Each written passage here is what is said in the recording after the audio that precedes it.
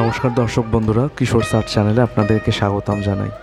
আজকের ডিজিটাল আর্টের বিষয়বস্তু হচ্ছে মহাকাল জননী বা মহাকাল মাতা।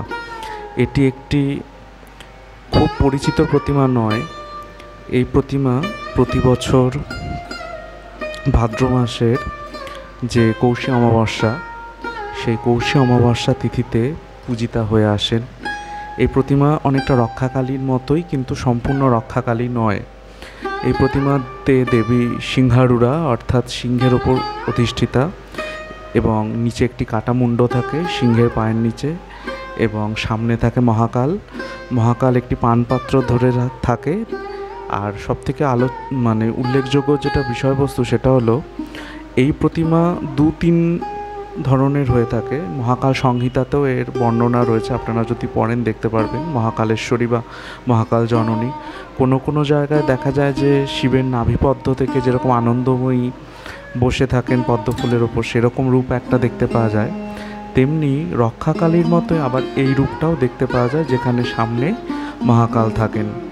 কিন্তু অনেক জায়গায় দেখা যায় মহাকাল ধ্যানস্থ অবস্থায় রয়েছে, আবার অনেক জায়গায় দেখা যায় যে মহাকাল বসে রয়েছেন এবং তার হাতে একটি পানপাত্র রয়েছে। আমি যে ডিজিটাল আর্টটি করেছি সেটি হলো একটি মন্দিরের বিগ্রহের অনুকরণে, এবং এই প্রতিমা পুজো পদ্ধতি ভীষণই গুহ্য এবং তন্ত্র পদ্ধতির মাধ্যমে এই পুজো হয়ে আসে।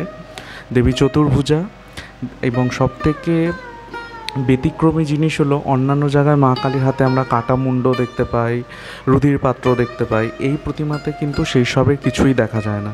এখানে একটি খড়গ শুধু থাকে, অপর হাতে একটি পদ্মফুল থাকে, নিচের দুই হাতের যে ডান হাত সেই হাতে থাকে হচ্ছে একটি খট্টাঙ্গ টাইপের, ওটাকে আমি ঠিক জানি না কি অস্ত্র বলে, সেরকম কিছু একটা থাকে, এবং বাম হাতে একটা সাপ ধরে থাকে। আর মহাকাল নিচে শায়িত অবস্থায়, আমি যেটা করেছি শায়িত অবস্থায় রয়েছে। এবং এই মহাকালের কিন্তু মাথায় চাঁদ থাকে না।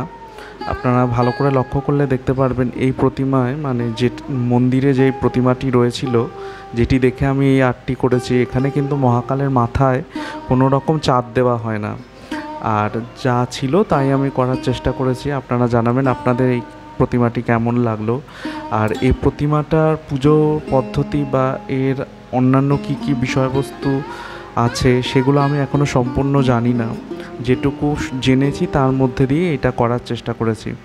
ভালো লাগলে লাইক, শেয়ার এবং কমেন্ট করবেন এবং চ্যানেলটির সাথে থাকবেন। আসুন ভিডিওটি দেখতে থাকি। অসংখ্য ধন্যবাদ আপনাদেরকে।